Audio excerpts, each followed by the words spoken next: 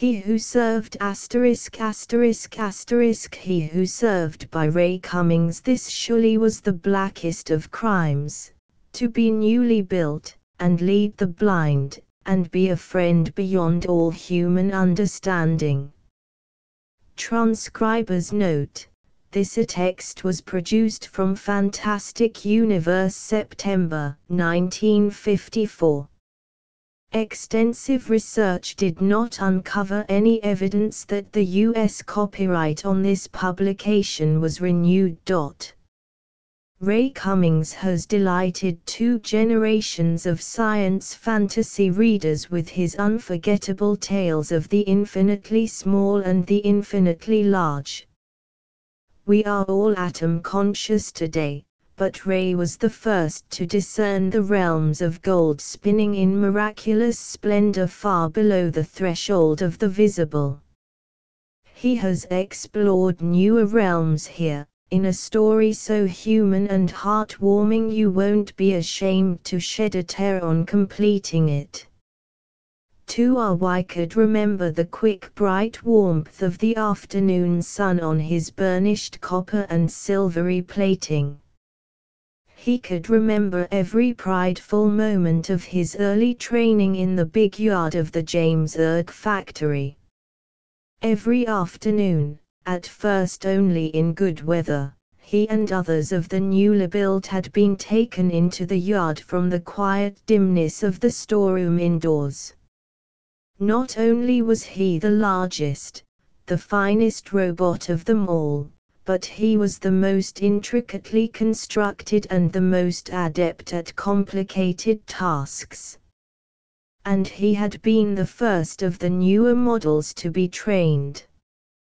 There were only 25 others of Model 2RY under construction, the supreme achievement of the genius of James Erg, the culmination of a lifetime of work. For a quarter of a century no other robot builder had been able to compete with the world-famous Erg product. The big Erg factory in the suburbs of New York dominated the world market, its products ranging from modest one-task models up to the most elaborate. Model 2RY was now the most elaborate, costing $250,000. It was guaranteed slow-trained over a full 2-year period. The training included, of course, additional instruction for any specialized tasks desired by its purchaser, and association with the members of his family so that the timbre of their human voices would produce no untoward reactions. 2RY was big, just under 7 feet. His frozen countenance, with its square-cut contours, and facet eyes, and his sturdy bodybox gave him the aspect of a rough-hewn statue, but was in no way grotesque. His voice, hollow yet with several emotional gradations to it, was soft and pleasing. He could remember that the human voice of the instructor was very much like his own, gentle and quiet, and beguiling in its infinite patience. 2RY had been taught just simple things at first. 2RY, come here. He had learned to balance upright the first day. Come, 2RY. Stand here by me. With his great jointed legs swinging, and sometimes clanking because of his untrained awkwardness, 2RY would obey. Very good, 2RY. Now, sit down. Flat, all the way down. That's it, 2RY. How patient the man had remained. Now, raise your right hand. No, not that one. The right hand, 2RY. That's splendid. And when he failed to realize he had made a mistake, the question would come again. You're using your left hand. Do you understand, Tuohy? Yes, Tuohy would say. He could remember every glorious moment of those 2 years. Outdoors in rainy weather, with the rain dimming his eye lenses so that he had to learn to polish them with a bit of fabric. And more often in cold weather when all his motions seemed to require more effort. His reactions then would be slower if he did not automatically quicken them. Quite as varied were the many tasks indoors in the training rooms. They were mostly domestic tasks, because Tuohy had been designed essentially, not for factory or business work, but for the home. At last he realized that his training was over, and one day soon after that, his prospective purchaser came. His name was Robert Dorit. He was a wealthy man and an important one. The faint, red glowing beams from Tuohy's eyes, deep set under his ridged brows, gazed down in apprehension at the man who perhaps might buy him. So you're trained to be called Tuohy? Robert Dorit asked. Is that correct? Yes, Tuohy replied, striving to remain calm. You're right, Dorit said to James Ugg, who stood beside him. Quite a pleasant, well-modulated voice. Certainly far more human-sounding than the other models. Try him on emotion, Ugg suggested. Dorit thought a moment. I'm not sure I'm entirely pleased with you, Tuohy, he said. I do not understand why, Tuohy murmured, contritely. But I am sorry. You will find several emotion gradations like that, Ugg said. I see. Yes, it's a very impressive model, Ugg, far in advance of your others. Dorit smiled thoughtfully. He was a small man, bulging about the middle, with a rosy, pleasant face. I guess he's worth the price, Ugg. The skin around the blue eyes crinkled with tiny traceries of white lines, and Tuohy suddenly felt glad that Robert Dorit might purchase him.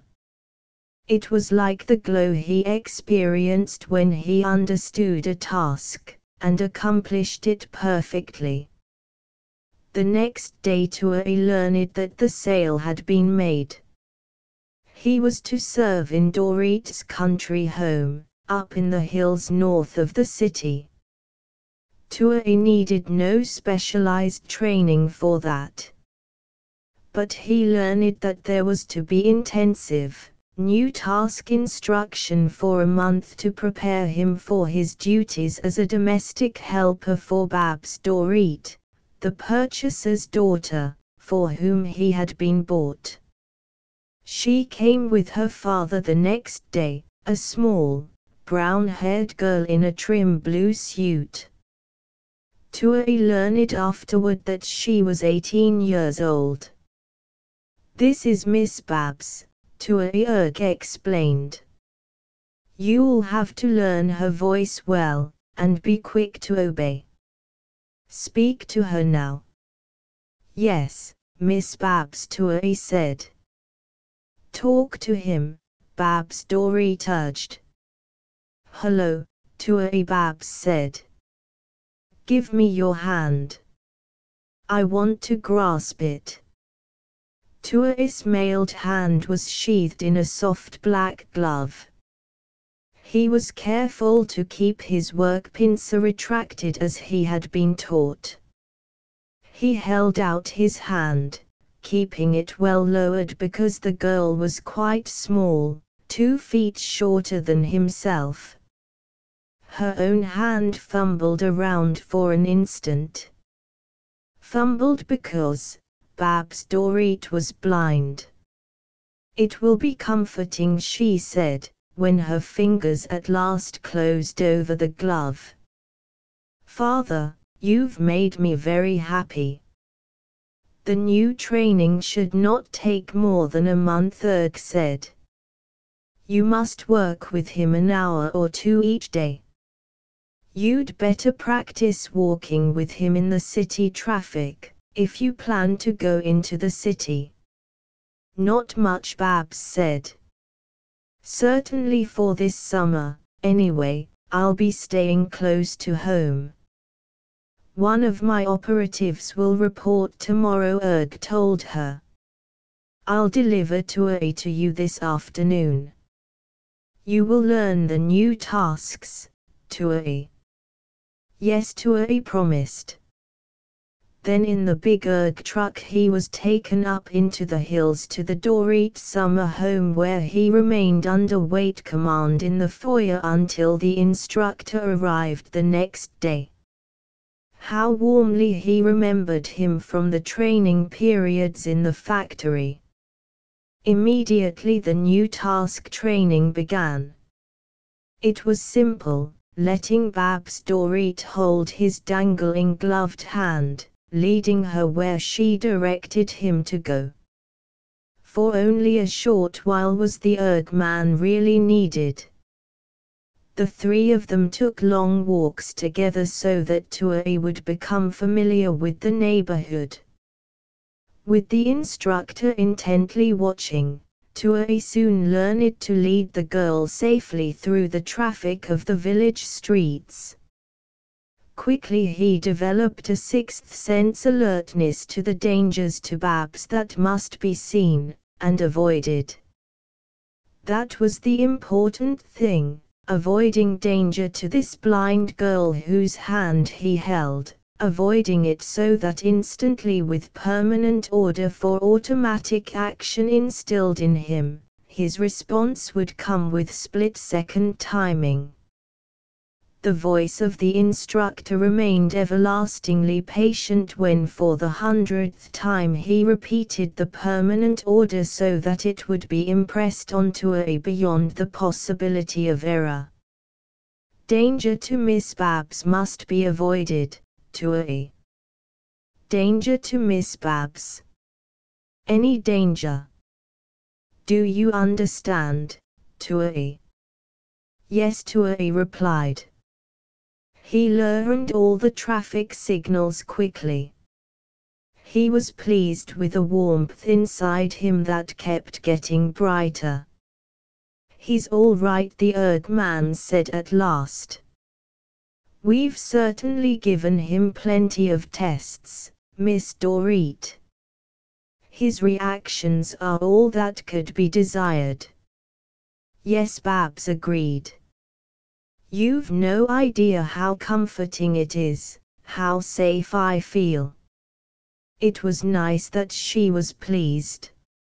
She asked, "You're not mixed up about anything, Tuai?" "No," Tuai replied. Then the Erg man went away, and Tuai's independent service began. It caused him no confusion. There were the daily walks with Miss Babs, sometimes shopping trips to the village, and visits to the homes of her friends. Everywhere Tuai was admired, so large and shining a model he seemed, so comprehensive and smooth of response. Tuai glowed inwardly. His brain tapes received the warmth, and his memory etched it down. There was really little for Tuai to do but assist and watch over Babs. The Dorit home was a many-roomed, spacious house set in a grove of trees on a heavily wooded hillside a mile from the village. There were several human servants, and on the day of his arrival they had come in a little group to gaze at him curiously. Babs told him their names and their general duties. There was Annie, the maid, and Higgins and his wife who served as steward and cook. There were also Tom, the chauffeur, Nerina, who was Miss Babs' personal maid, and old Jax, the gardener.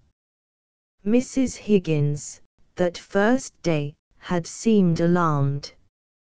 Her whisper to her husband had been very faint, but Tua's electronic hearing grids had picked it up clearly. "Sure gives you the creeps, that thing looking at you with them red eye beams." All the other human servants had warmed to Tua, but Mrs. Higgins had remained hostile. "It's because we ain't never worked in a house with one of those machines," Miss Babs her husband had murmured, apologetically. "Not even a little one." "She'll get used to it," Miss Babs assured him. "None of you will ever have to give him an order. He'll stand here in the foyer under wait command when I don't need him." There was little confusion in Tua's new life. During the nights the foyer and the rooms adjoining it were dim and silent, so that Tua's eye-beams remained motionless while he waited.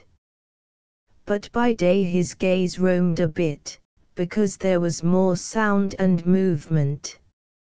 Annie the parlour maid would be cleaning and dusting, or the thin, sharp-faced Gil Higgins would be moving about, swiftly, deftly at his duties. And there also was Nerina, she who was Miss Babs' personal maid, who quite often darted to and fro. Of them all, only Nerina ever spoke to him. She would say morning, Tua.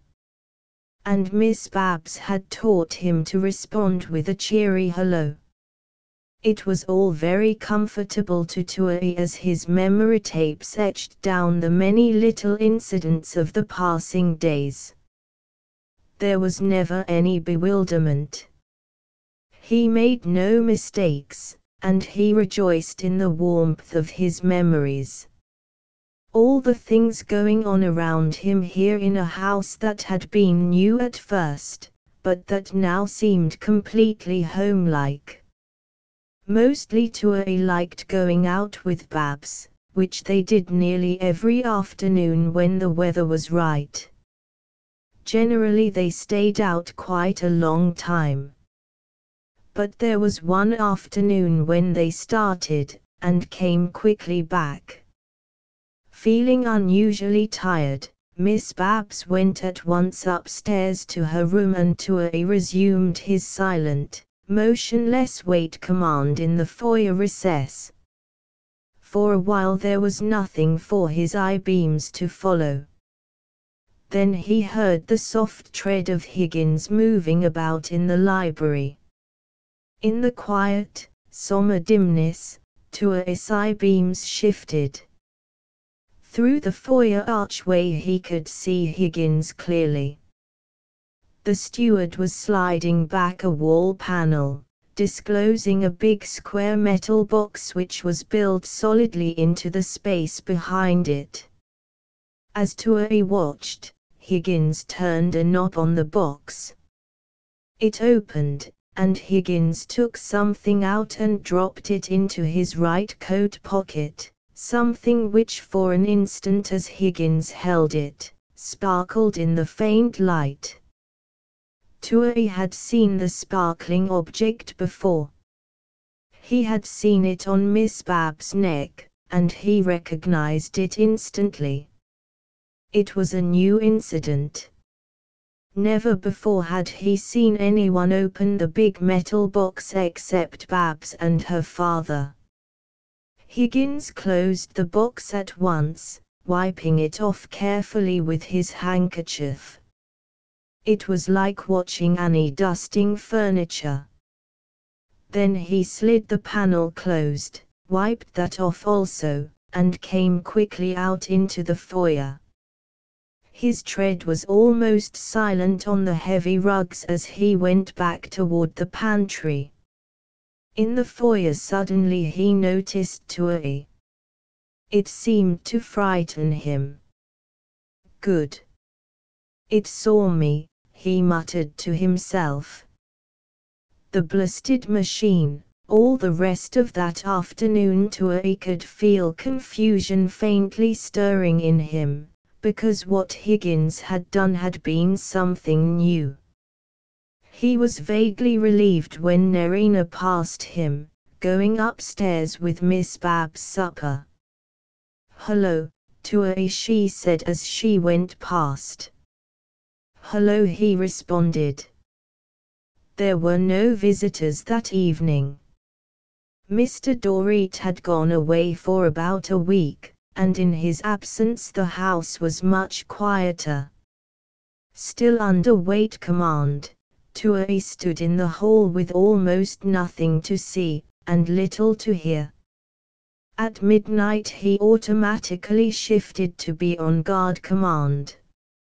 It had been part of his training, and after a little while he had never failed to respond properly to the surprise tests the instructor had devised for him.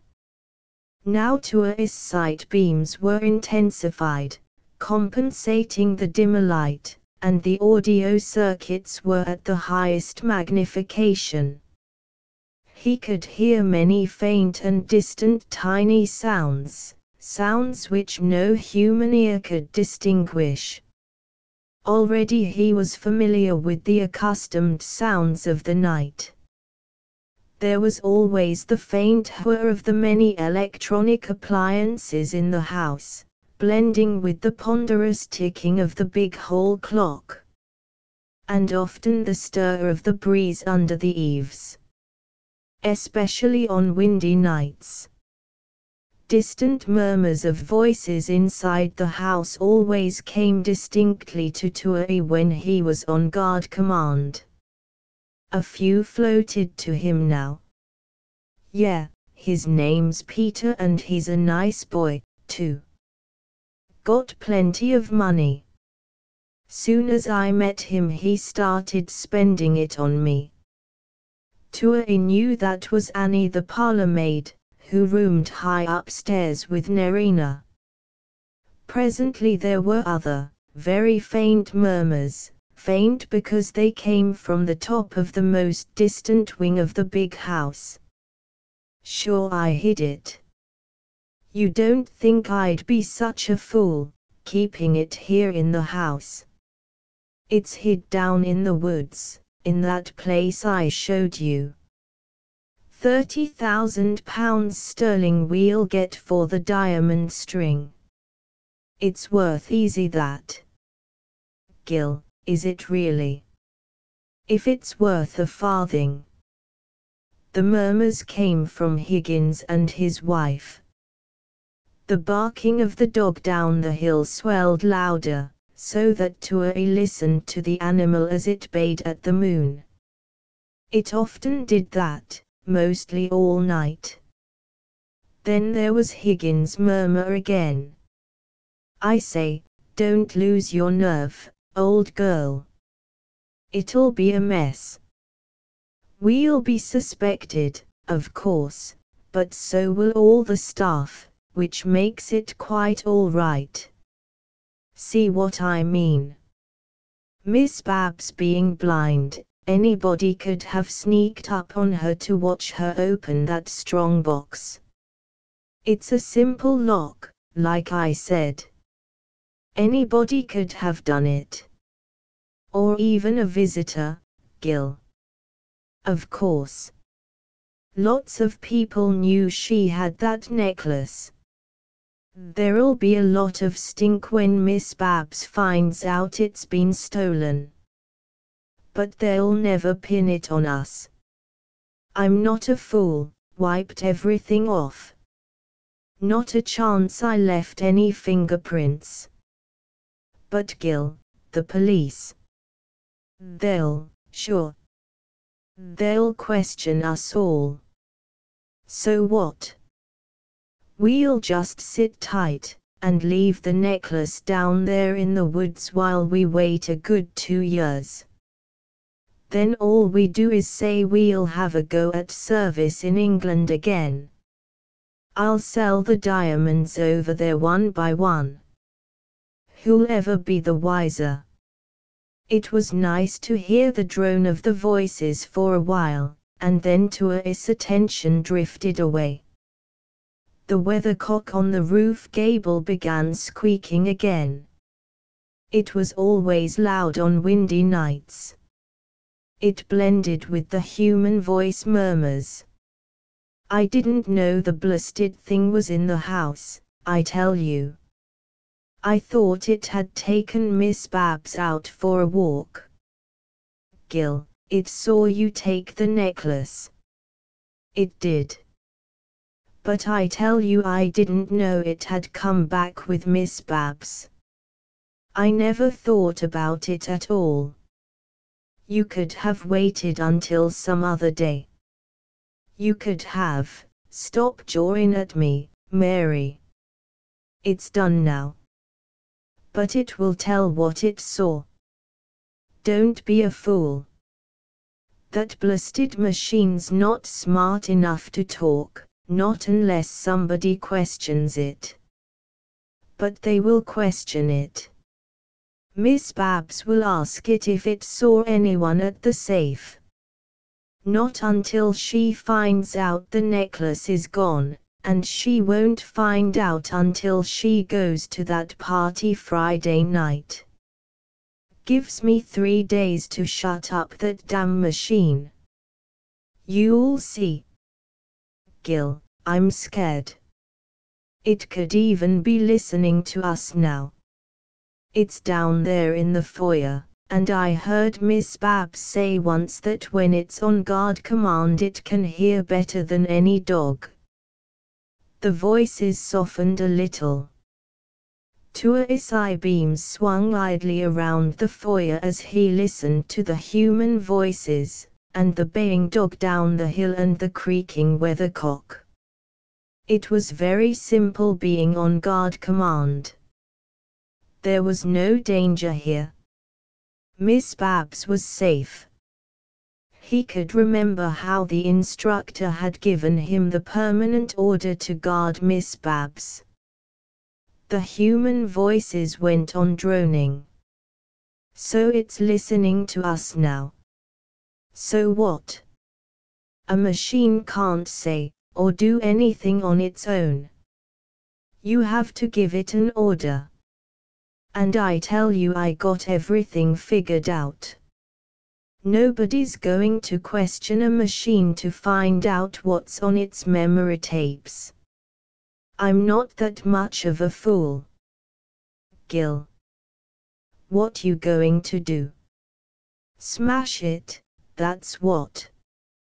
I'm going to take it out tomorrow night and smash it to smithereens. Gil. You're crazy. You wouldn't dare go near it. It's got the strength of 50 men, that's how much you know. I'll take it outdoors, in the night. You know that little catwalk swing bridge over the gorge? It's only about a mile from here. Well, it's been condemned. A sign on it says you don't dare cross it now. It ain't safe, and might collapse. I know. I saw the sign. But Gil, so I take that blasted machine out there and I order it to walk across the bridge. A machine that weighs a couple of tons will crash, won't it? 200 feet down to the rocks. Smash, Mary. The memory tape of what it saw and heard gone forever. See what I mean? Simple, eh? But Gil, how can you take it out for a walk? It won't take orders from you. It won't, will it? No, maybe it wouldn't, right now. But I'll fix that tomorrow afternoon. And tomorrow night I'll take it out. What difference what anybody suspects if they can't prove anything? A piece of damn machinery goes wrong, wanders out in the middle of the night and gets itself smashed, ruined. Who can prove different? But Gil, suppose it turned on you. Suppose, while you're ordering it out, don't you see I have no choice? If that thing blabbed it saw me take the diamond string, I'd be done for. A machine can't lie, Mary. It's got a memory record nobody could get away from. Go to sleep now. Let me do the worrying. The human voices went silent. The big foyer clock was sonorously chiming. Tui could remember that Erg's reception room at the factory had a chiming clock too. Now as the hours passed, and the new day began, Tui stood in his hall niche with his eye-beams fixed on their usual resting place across the foyer. Soon it would be time to shift automatically from guard command to wait command. It was nice to know that he never made any mistakes. Most of all, that was what he prided himself on. The next afternoon Miss Babs took him for a walk again. It was a day of dancing summer sunlight, and very happily he led her down the little path through the garden, and out the side gate where the road passed that led to the village. Take the path to the stream, Tui. Then we can come back the other way, around the hill. Yes, Miss Babs, Tui said. They had walked here many times, and it was easy not to do it wrong. Tui followed the road until they reached the rocky hill that lay beyond it. The stream roared as it tumbled through the ravine where the swaying catwalk swing bridge dangled from a dizzy height across the cliff tops. Here in the open it was placidly babbling over moss-covered stones. He remembered how Miss Babs had told him that the little brook was always happy here, because it laughed all the time. At the stream edge she sat down in the sunlight, and motionless under weight command Tui stood pridefully at her side. A big flyer was faintly roaring as it passed high overhead. The red eye beams of Tui's gaze streamed up to it, but he didn't have to be alert, because it wasn't dangerous to Miss Babs. Presently he heard footsteps approaching and recognized the tread of Higgins.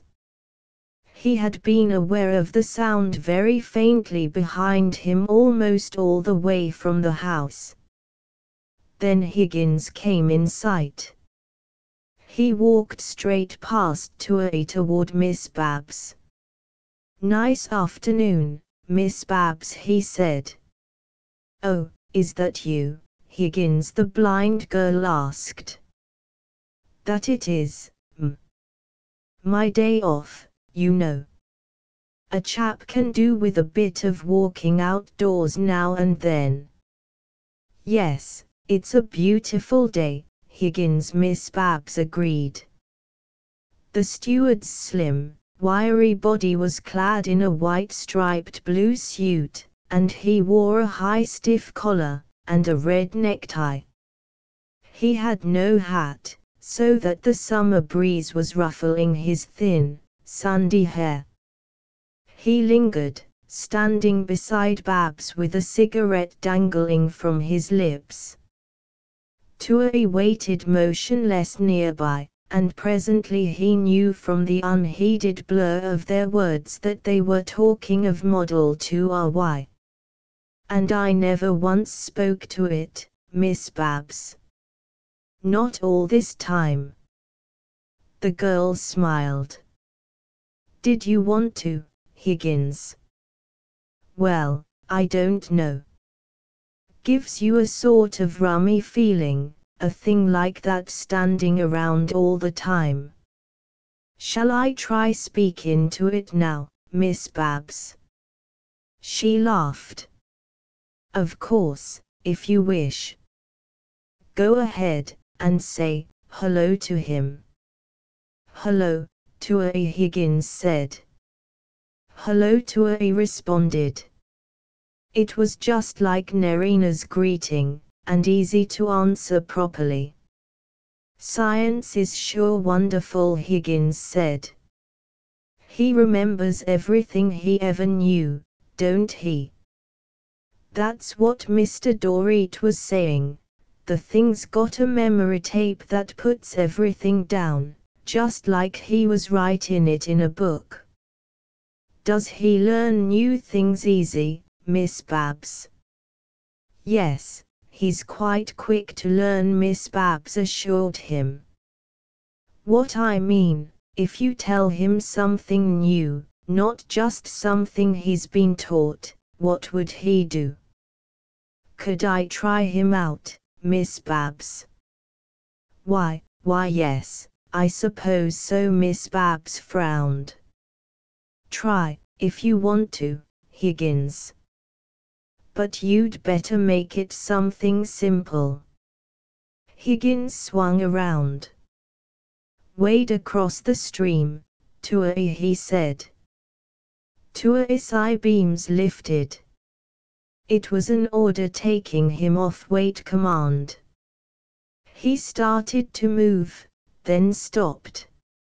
Something seemed to be wrong, and he was trying very hard not to make a mistake. It was like those puzzling moments in his training when he couldn't decide what he should do. "It would be bad for you to get your legs wet, wouldn't it?" Higgins asked. "No," Tuohy responded. His eye-beams swung to Babs. "Do it," Tuohy. Babs said. The wide rocky stream was shallow directly below the gorge, so that it hardly wet Tuohy's knees as he waded across. "Now, come back," Higgins called. Tuohy came back. Again under automatic weight command, he stood motionless. He knew that he had done the task properly. It was strange that the unpleasant feeling inside him should persist. It was just as though he had done something wrong. "Certainly is real wonderful," Miss Babs Higgins was exclaiming. "Real wonderful." He gave Tuohy a few more orders while Babs listened, and Tuohy responded dutifully. But it all seemed wrong. Tuohy was glad when Higgins lighted another cigarette and wandered on, and then presently Tuohy was leading the girl home around the base of the rocky hill in the familiar way he knew so well. It was Tuohy's last task for the day, and nightfall found him quiescent again in the hole niche. A storm was in the making, so that there were more little noises than usual, especially after midnight when his hearing became sharpened. At monotonous intervals the big clock chimed, but soon after midnight the voice murmurs in the house died away. Then they started again, and it made Tuohy's eye-beams shift and his head cock a little sidewise as he listened. The voices were familiar, and he knew it was Higgins and his wife whispering together in the east wing. "Oh Gil, be careful." "Sure I will. I can handle that blasted thing now. I gave it lots of orders this afternoon." The murmurs blurred into the wind under the eaves. The night had been mostly cloudy, Tuohy knew, because no moonlight showed at the windows. But there was a little moonlight there now. Tuohy stood in his hole niche, watching it. Presently he could hear faint distant footsteps, a familiar tread, and he knew that Higgins was coming softly down through the house. It was so new a thing that a queer, sharp jangling sprang up into a. He was on guard command, ready to give an alarm call if the need came. He remembered his guard command training, the surprise tests in the night, the whispers of two strange men outside a window he'd been guarding. It had been easy to give the alarm call then. But surely this was different. It was so hard, trying to understand. Somehow it seemed that now there were things in his memory, things he had seen and heard, that ought to fit together like little widely scattered parts of a difficult order. You had to understand all the parts. He wanted very much to understand, because when he didn't, he made mistakes. It had seemed easy during his training. He wondered why Higgins was giving him parts so much harder to fit together than anything he had ever tried to understand before. The faint sound of Higgins' tread was growing louder. Tua's gaze clung alertly to the staircase as he waited. Presently Higgins was at the top, and coming quietly, swiftly down the padded steps. He was wrapped in a great coat with a dark hat on his head. Tua stirred. One of his feet jerked with an impulse to move, but he remained motionless. Surely there was no need to shift to alarm order, and give a warning cry. Higgins was a member of the household. "Answer me soft," Tua Higgins said, his voice low and tense. "You and I are going out together. You understand what I'm saying?" "Yes," Tua answered softly. It was easy to understand. Miss Babs often would tell him that they were going out, and he would wait until she was ready. Tua stood motionless. In the faint red glow of his eye beams the sweat beads on Higgins' thin, sallow face glistened with tiny sparkling points of light. "You've learned to take orders from me," Higgins said. "Remember? Even new orders?" "Yes, I remember," Tua said. He remembered that Babs had asked him to obey the orders. That seemed to make a difference. Now Higgins was standing a little back toward the foyer wall, away from Tua. He said, "I'm taking you out with me. We're leaving by the front door. You go first." Tua's eye beams swayed, his great burnished body standing irresolute. He could feel his legs and arms trembling because the jangle of confusion was suddenly worse in him. It seemed terribly hard not to make a mistake. Higgins' voice was insistent, even though it remained soft. "Get going, Tua. You'll obey orders, won't you?" "Yes," Tua responded. "Then open the front door." Tua's great measured steps took him to the door. The latch fastenings clanked as he opened them, because his arms and hands were trembling. The heavy door swung wide, and bumped back against the stopper with a thump. "I told you not to make a noise," Higgins murmured sharply. Tua remembered. He always remembered the right response when he had done something wrong. "I am sorry," he said. "I did not mean to do anything wrong." He stood at the open doorway, trying to stop the quivering in his legs. "You go first," Higgins whispered. Take the garden path to the side gate. Start now. With slow long strides Tuohy went out, and down the little steps. He could hear Higgins softly closing the door after them. Broken clouds floated overhead and the dim garden was faintly silvered with moonlight. The garden path was a little threading passage between the shrubs and flower beds. Keep going, Tuohy. You hear me? Yes, Tuohy said. He could hear Higgins breathing, close behind him.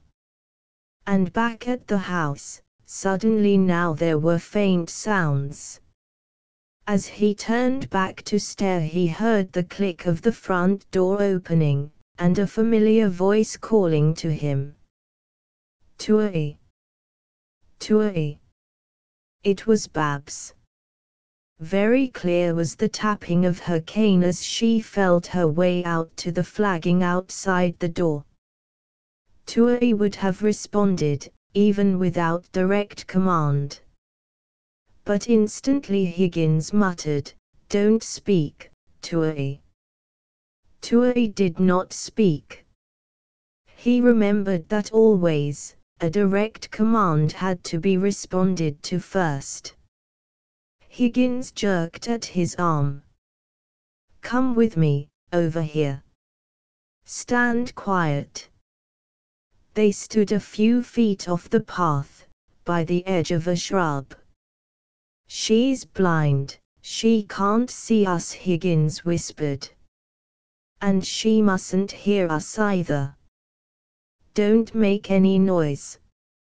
Silently Tuohy stood with his eye-beams wildly swaying. If only Miss Babs would give him a direct order. He wanted so desperately to obey it. Now the summer moonlight aureoled the slender figure of Babs as she came slowly along the garden path, feeling her way with her cane. If only he could have led her as he always did. "Tuohy, surely I heard you opening the front door," she called out suddenly. "Where are you, Tuohy? Answer me." Before Higgins could interfere, Tuohy spoke loudly. "Here I am, Miss Babs." "Tuohy, you shouldn't have come out." "Did someone order you?" "Yes, Miss Babs." "Who was it, Tuohy?" Higgins whispered. Protests were vehement, but Tuohy hardly heard them. "Higgins," Tuohy said. "Higgins ordered you." "Where is he now, Tuohy?" "He is here beside me, Miss Babs." Higgins cursed bitterly, and stepped out into the moonlight. I didn't tell him to come out, Miss Babs," he said. "Oh, so you're here, Higgins." The blind girl's voice sounded startled. Tuohy could see them standing together on the garden path, the moonlight pallid on Higgins' frightened face. "I came out to get the blasted thing," Higgins said quickly. "I saw him out here, and thought I'd have a go at getting him back." "You couldn't have made a mistake, Tuohy," Babs said. "Answer me carefully now. Why did you come out?" "He told me to obey him," Tuohy said. "He told me to go, and open the front door quietly." "So you ordered him out," Babs said. "I can't understand this, Higgins." "What possible reason? I didn't." Higgins protested. "He's got it all mixed up." "It has to be true," Babs told him. She was calmly angry. "We'll go back to the house now, Higgins. We'll soon see why you—" "Oh no we won't. In a panic, Higgins had suddenly gripped her shoulders. "I don't know what he's talking about. It's all crazy talk." "Crazy, Higgins, take your hands off me. How dare you? You think I'm letting a crazy machine say things about me? I'm telling you, take your hands off me, Higgins."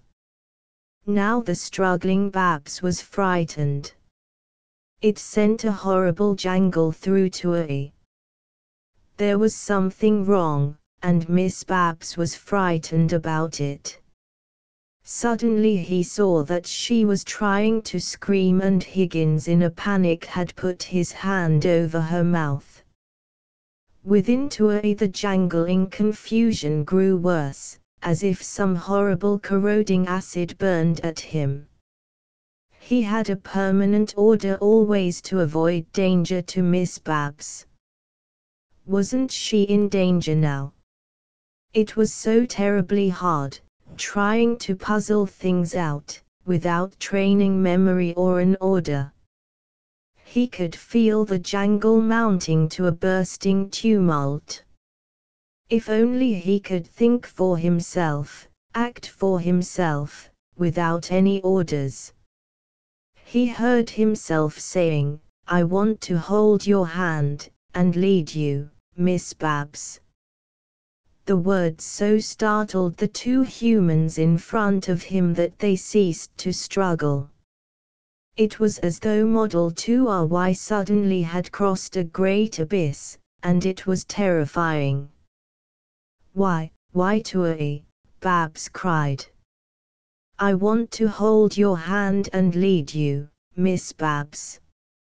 I am going to do it now." Tuohy's great metal legs clanked as he took a slow step forward. "The thing's gone wild," Higgins choked. "It's coming at us. Tell it to keep away from us." "You tell it, wait," Tuohy Babs whispered. "You hear?" Higgins almost screamed. "You hear that, you crazy?" "No," Tuohy said.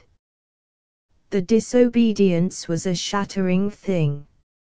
It so frightened Tuohy, hearing his own voice say it, that his huge body stood twitching with a chaos impossible to control. "I am going to lead you home, Miss Babs. It is better for us to go home now." It was more than just independent thinking.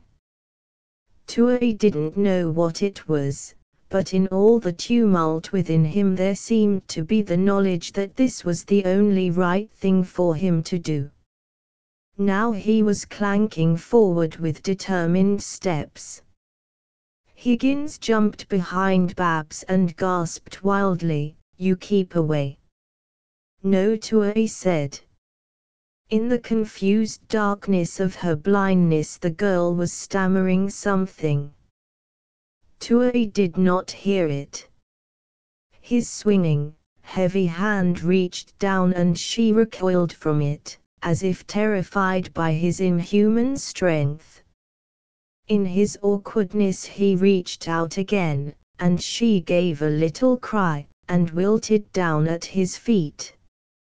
He said, "Miss Babs, I am sorry. I did not mean to frighten you. I will carry you home now." It was as though a floodgate had broken, releasing into an enormous surge of shining confidence. Higgins had backed further down the path, and Tuohy's eye beams swung to his pallid, panic-stricken face. "You keep away from me." Higgins gasped. "No," Tuohy said. "You got to take orders from me. Do you hear?" Tuohy moved from the fallen Babs, and started remorselessly toward Higgins. In wild panic Higgins stooped, picked up a stone and sent it clanking against the glistening plate of Tuohy's chest. Tuohy continued to advance, his hands extended with the work pincers out. For just an instant, like a terror-stricken animal with its foot in a trap, Higgins stood shaking. Then he turned and fled down the path. To no avail. With monstrous clanking bounds Tuohy was on him as he reached the garden gate. It was all a strange and terrible confusion to Tuohy. Dominating him was the thought that he must carry Miss Babs back in safety, just as if she had been hit by an autocar and needed instant care. Now he had caught Higgins up, and was pressing the frail human body against his massive chest. There may have been an instant when Higgins screamed and struggled. But if there was, it was soon over. The mangled thing became quiet. Tuohy found himself on the highway that passed along at the foot of the hill. Beyond the steeply rising, ragged cliff was dark against the sky, and a light was suddenly bathing Tuohy as he stood irresolute in the road with his burden, the headlights of an oncoming autocar. It ground to a stop, and men leaped out and stood gasping. It's Dorit's new model. It has killed a man. Another car came along and the distress sirens of both cars started wailing. Then a police car arrived, and still Tuohy stood confused and trembling, grasping the thing that had been a man. It was terribly frightening, because so many new thoughts seemed to be needed to make sense of the confusion. Now he could hear the men. "Don't try to give it orders, it might leap at us." And a voice from back at the garden. "Here's Babs Dorit. It must have killed her too." No, no. That was wrong. Surely he had not hurt Miss Babs. He saw them up in the garden, bending over her. Somebody shouted, "She's fainted." He didn't want anyone to hurt Miss Babs. He would not permit anyone to hurt her, because he had a permanent order to protect her. The humans were all babbling. "If we could get the fuse out of it, it's up in the center of the back, up at the shoulders, isn't it?" "I wouldn't know, it's a new model." "Take the fuse out." "Out of him." "The fuse, maybe we could hit the eye lenses with bullets." "No, no. With smashed eye lenses he would be blind, like Miss Babs. How could he guide her through the village traffic if his eye lenses were broken?" "Don't get too close. It might jump at us." Now bullets were thudding against Tuohy. He thought for an instant one of them had hit an eye lens. But it was only the metal plate of his forehead. The bullets sang after him as he flung Higgins' body down, and fled up into the darkness of the rocky cliff. The dawn was approaching and still, somewhere up in the rocky darkness, Model 2RY was crouching. Everyone knew that he could not have taken refuge elsewhere, for the cliff had been surrounded. James Erg had been summoned, and had arrived in an Erg truck. Dorit, too, had been hastily sent for. And there was a swarm of police. Erg stood with Dorit, a little apart from the men in uniform. The grey-haired scientist was pale, frightened and awed. "This model of yours," Erg said, "is fortunately the only one of its kind I've sold, Dorit. I'll refund your money, of course, and never make another 2RY robot. I dare not do anything else. Babs had talked with her father, and the hysterical, stricken Mary Higgins had confessed the theft of the diamond string, and revealed where her husband had hidden it. Everyone knew all of the circumstances now. It encountered so many problems so far afield from its training, James Erd was saying. It's understandable, in a way, but I never anticipated anything like this. Something new had been added by a mysterious destiny to Model 2RY, something that not all the genius of science could build into it. It beats me, one of the ERG instructors said. You can't build fear into a machine. But it's hiding up there now because it's afraid. Babs Dorit's hair gleamed brightly in the dawn light on the rocky hillside. You try calling to him, Babs Dorit suggested. You were closer to him than any of us.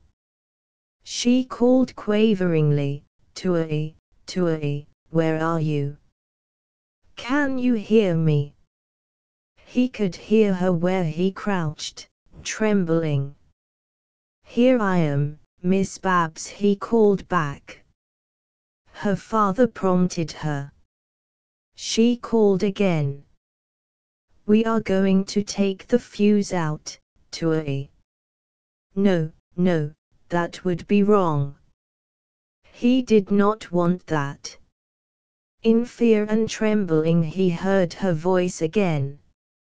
Stand up, Tuai.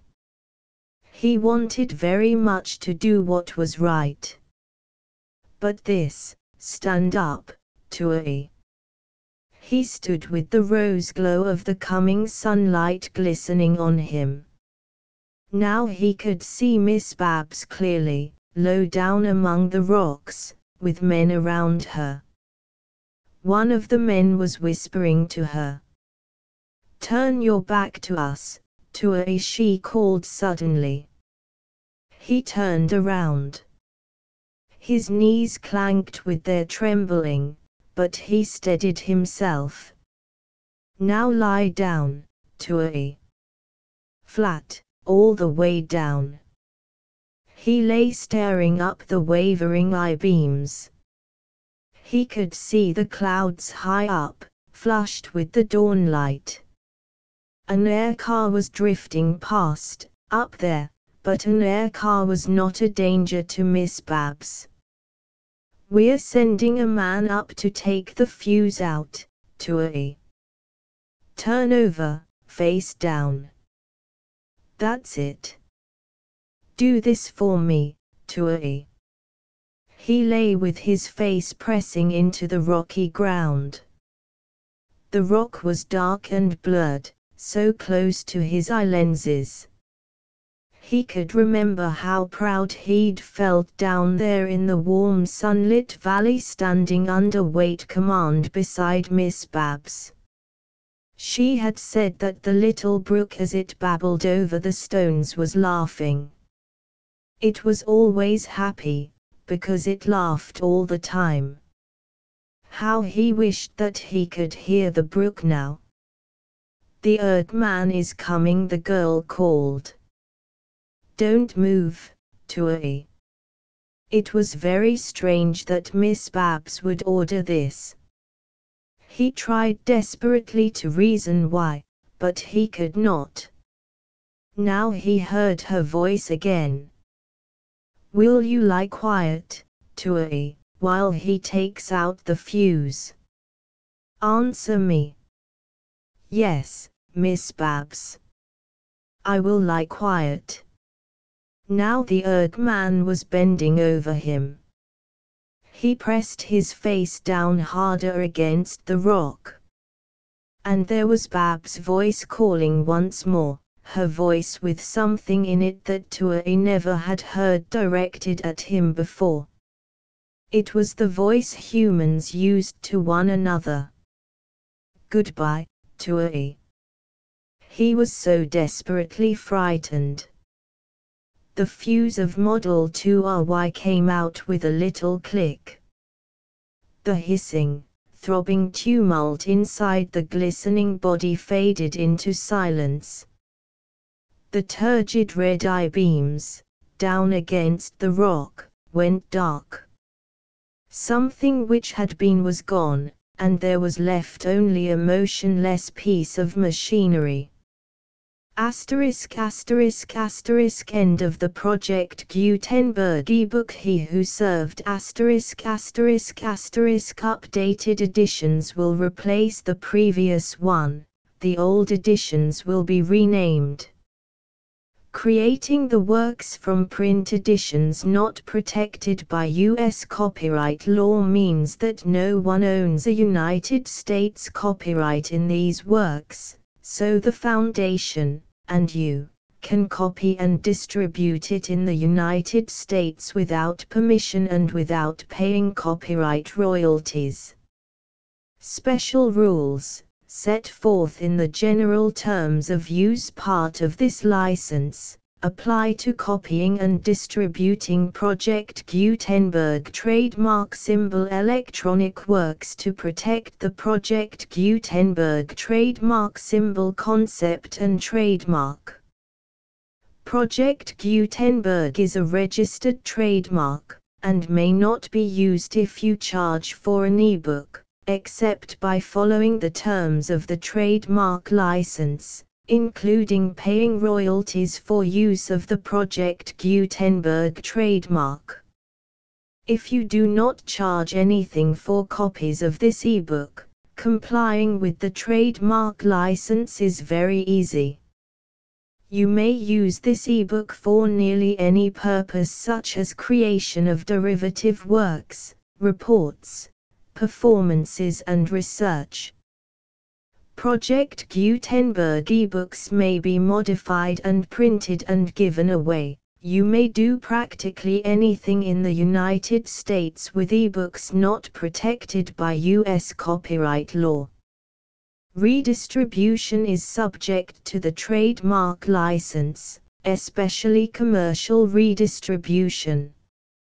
Start. Full license. The full Project Gutenberg license. Please read this before you distribute or use this work to protect the Project Gutenberg trademark symbol mission of promoting the free distribution of electronic works, by using or distributing this work, or any other work associated in any way with the phrase Project Gutenberg.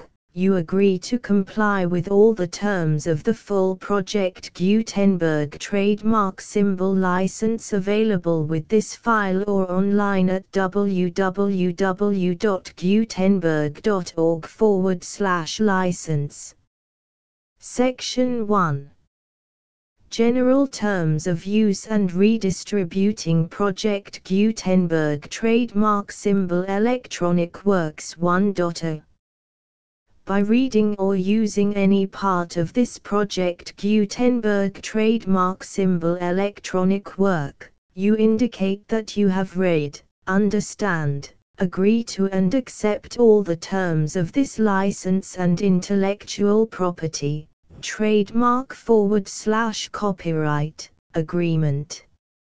If you do not agree to abide by all the terms of this agreement, you must cease using and return or destroy all copies of Project Gutenberg trademark symbol electronic works in your possession.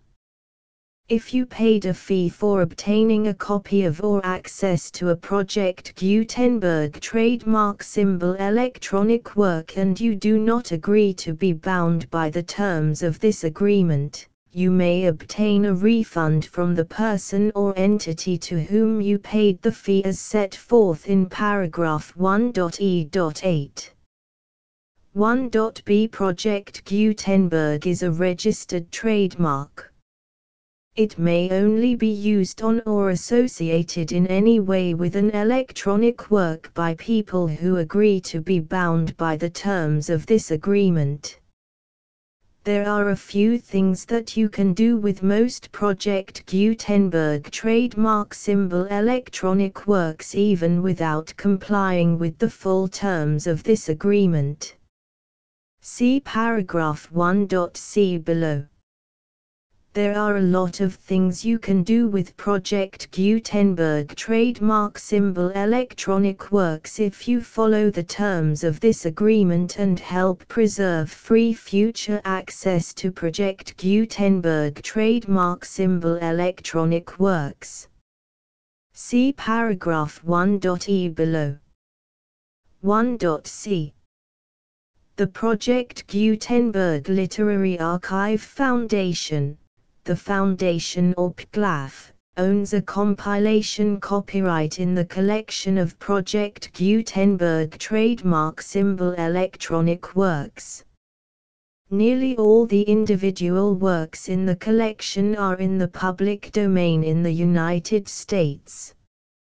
If an individual work is unprotected by copyright law in the United States and you are located in the United States, we do not claim a right to prevent you from copying, distributing, performing, displaying or creating derivative works based on the work as long as all references to Project Gutenberg are removed.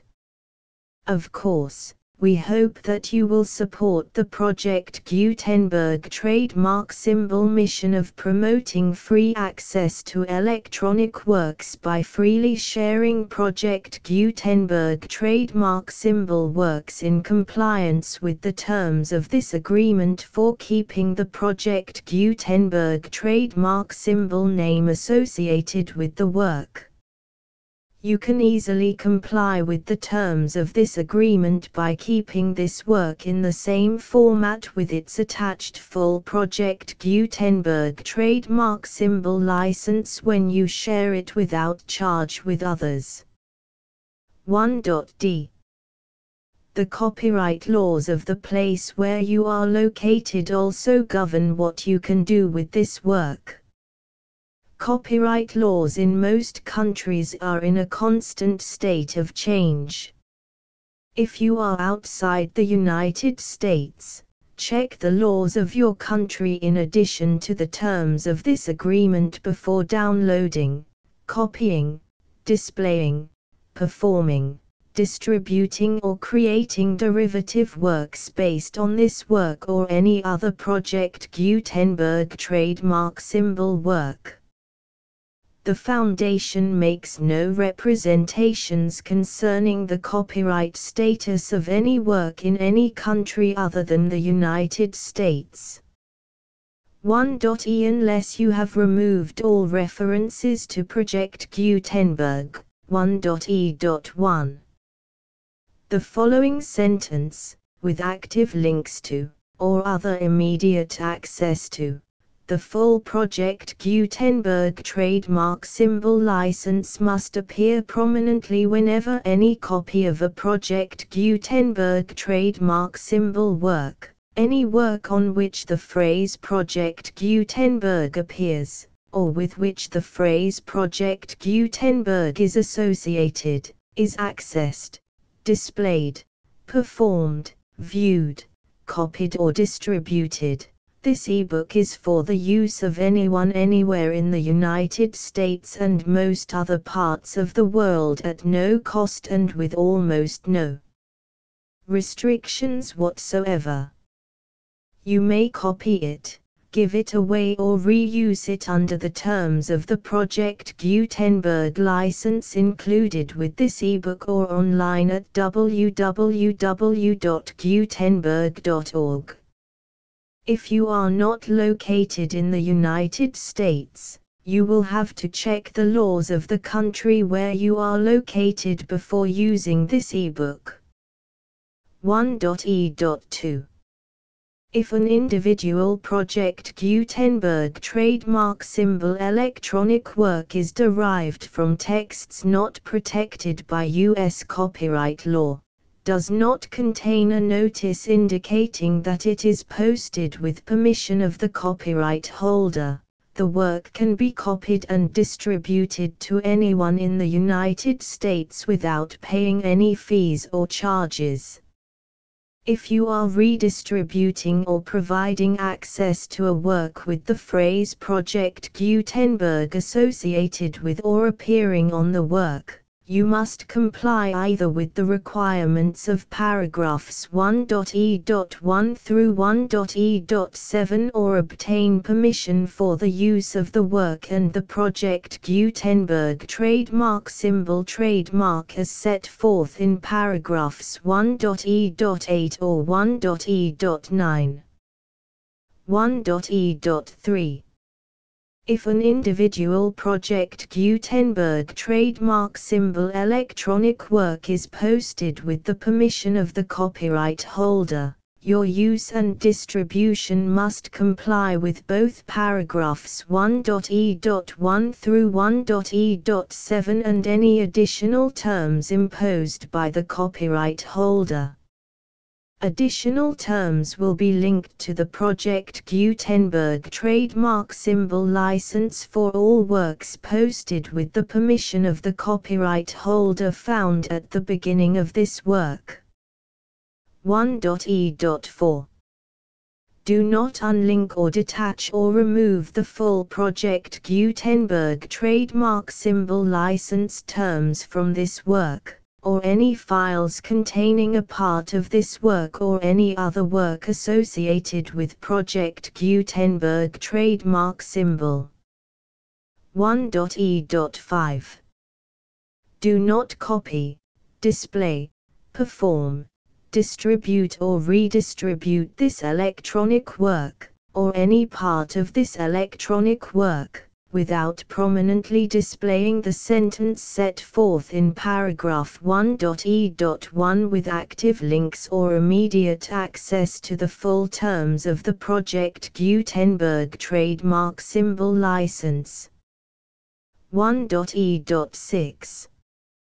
You may convert to and distribute this work in any binary, compressed, marked up, non-proprietary or proprietary form, including any word processing or hypertext form. However, if you provide access to or distribute copies of a Project Gutenberg trademark symbol work in a format other than plain vanilla ASCII or other format used in the official version posted on the official Project Gutenberg trademark symbol website, www.gutenberg.org, you must, at no additional cost, fee or expense to the user, provide a copy, a means of exporting a copy, or a means of obtaining a copy upon request, of the work in its original plain vanilla ASCII or other form.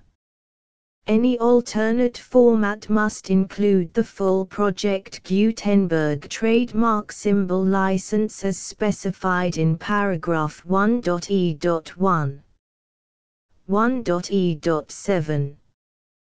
Do not charge a fee for access to, viewing, displaying, performing, copying or distributing any Project Gutenberg trademark symbol works unless you comply with paragraph 1.e.8 or 1.e.9. 1.e.8. You may charge a reasonable fee for copies of or providing access to or distributing Project Gutenberg trademark symbol electronic works provided that you pay a royalty fee of 20% of the gross profits you derive from the use of Project Gutenberg trademark symbol works calculated using the method you already use to calculate your applicable taxes. The fee is owed to the owner of the Project Gutenberg trademark symbol trademark, but he has agreed to donate royalties under this paragraph to the Project Gutenberg Literary Archive Foundation. Royalty payments must be paid within 60 days following each date on which you prepare, or are legally required to prepare, your periodic tax returns.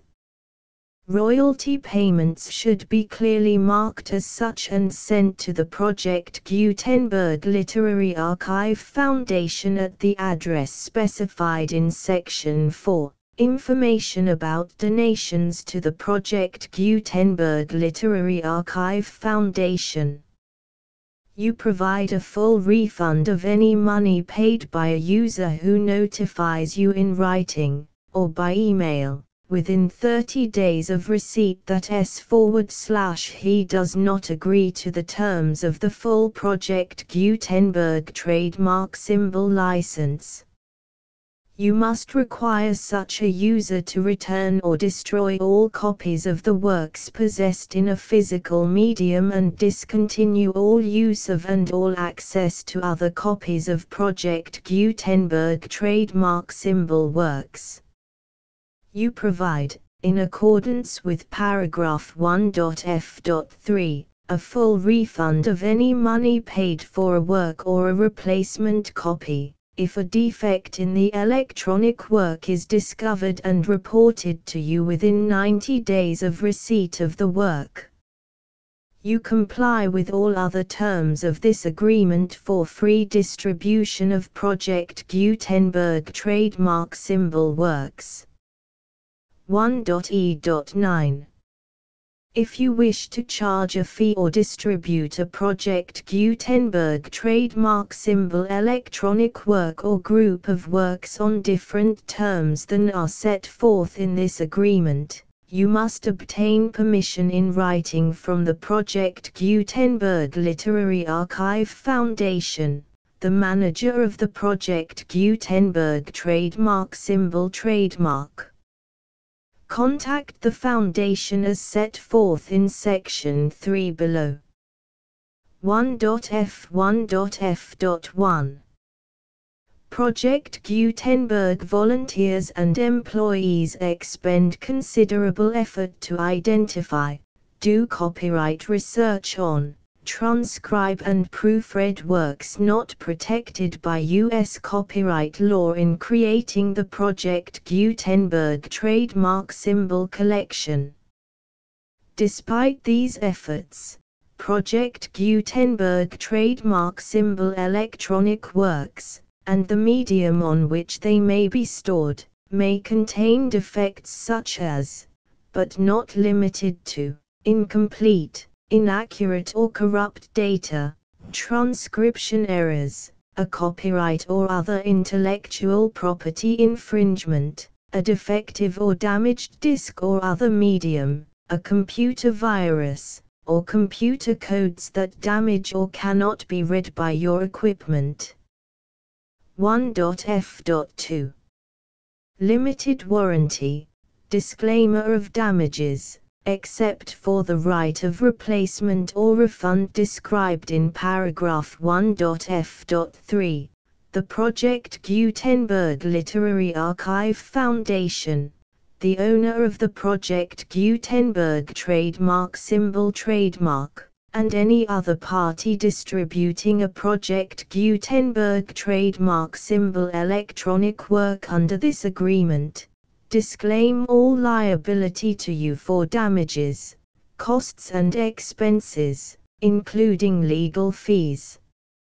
You agree that you have no remedies for negligence, strict liability, breach of warranty or breach of contract except those provided in paragraph 1.f.3.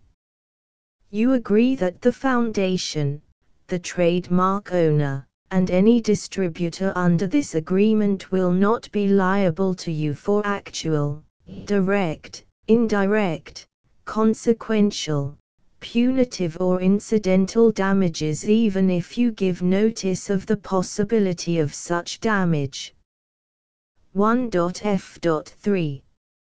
Limited right of replacement or refund. If you discover a defect in this electronic work within 90 days of receiving it, you can receive a refund of the money, if any, you paid for it by sending a written explanation to the person you received the work from. If you received the work on a physical medium, you must return the medium with your written explanation.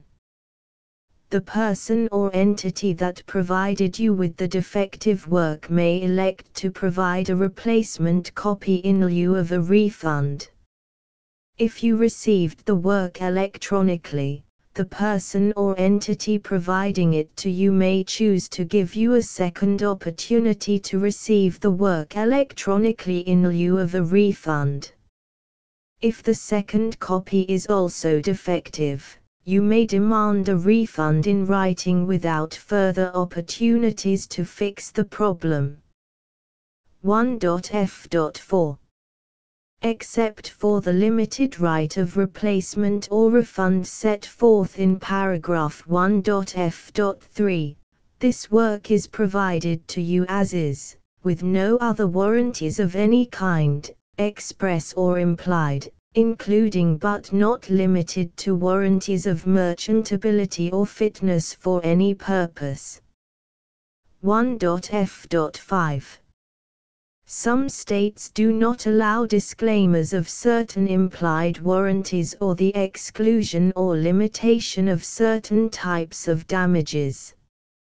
If any disclaimer or limitation set forth in this agreement violates the law of the state applicable to this agreement, the agreement shall be interpreted to make the maximum disclaimer or limitation permitted by the applicable state law. The invalidity or unenforceability of any provision of this agreement shall not void the remaining provisions. 1.f.6 Indemnity. You agree to indemnify and hold the foundation, the trademark owner, any agent or employee of the foundation, anyone providing copies of Project Gutenberg trademark symbol electronic works in accordance with this agreement, and any volunteers associated with the production, promotion and distribution of Project Gutenberg trademark symbol electronic works, harmless from all liability, costs and expenses, including legal fees, that arise directly or indirectly from any of the following which you do or cause to occur. A. Distribution of this or any Project Gutenberg trademark symbol work. B. Alteration, modification, or additions or deletions to any Project Gutenberg trademark symbol work, and C. Any defect you cause. Section 2.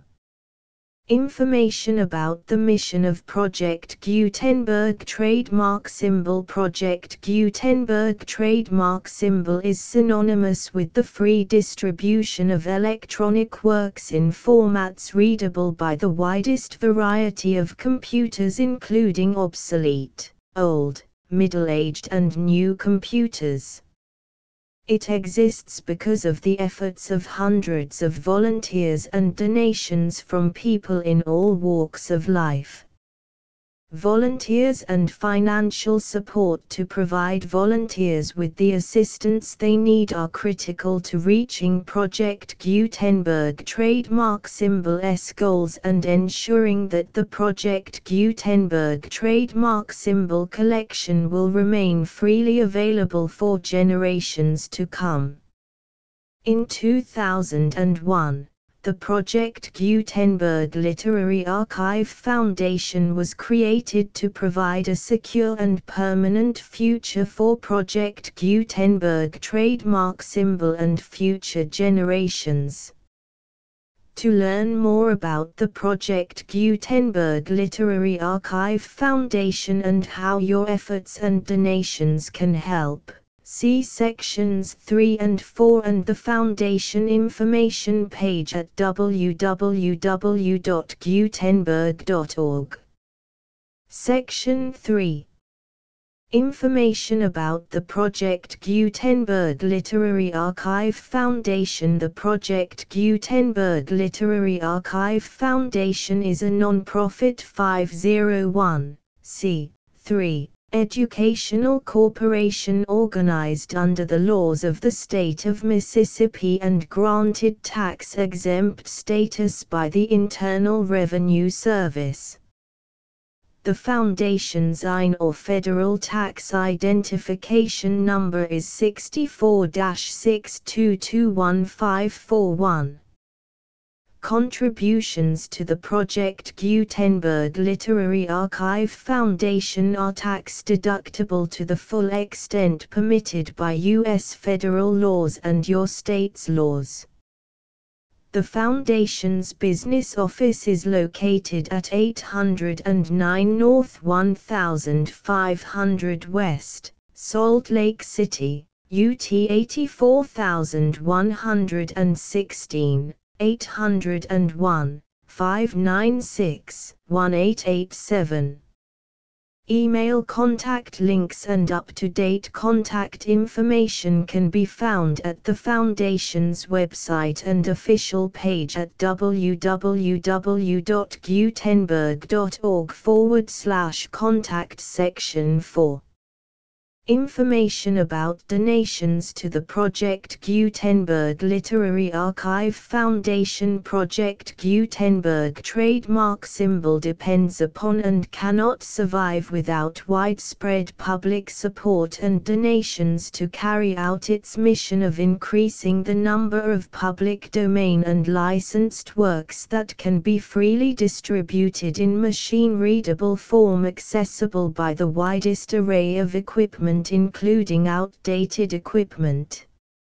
Many small donations, $1 to $5,000, are particularly important to maintaining tax-exempt status with the IRS. The Foundation is committed to complying with the laws regulating charities and charitable donations in all 50 states of the United States. Compliance requirements are not uniform and it takes a considerable effort, much paperwork and many fees to meet and keep up with these requirements. We do not solicit donations in locations where we have not received written confirmation of compliance. To send donations or determine the status of compliance for any particular state, visit www.gutenberg.org/donate. While we cannot and do not solicit contributions from states where we have not met the solicitation requirements, we know of no prohibition against accepting unsolicited donations from donors in such states who approach us with offers to donate. International donations are gratefully accepted, but we cannot make any statements concerning tax treatment of donations received from outside the United States. U.S. laws alone swamp our small staff. Please check the Project Gutenberg web pages for current donation methods and addresses. Donations are accepted in a number of other ways including checks, online payments and credit card donations. To donate, please visit www.gutenberg.org/donate. Section 5. General information about Project Gutenberg trademark symbol electronic works. Professor Michael S. Hart was the originator of the Project Gutenberg trademark symbol concept of a library of electronic works that could be freely shared with anyone. For 40 years, he produced and distributed Project Gutenberg trademark symbol ebooks with only a loose network of volunteer support. Project Gutenberg trademark symbol ebooks are often created from several printed editions, all of which are confirmed as not protected by copyright in the U.S. unless a copyright notice is included. Thus, we do not necessarily keep ebooks in compliance with any particular paper edition. Most people start at our website, which has the main PG search facility, www.gutenberg.org. This website includes information about Project Gutenberg trademark symbol, including how to make donations to the Project Gutenberg Literary Archive Foundation, how to help produce our new ebooks, and how to subscribe to our email newsletter to hear about new ebooks.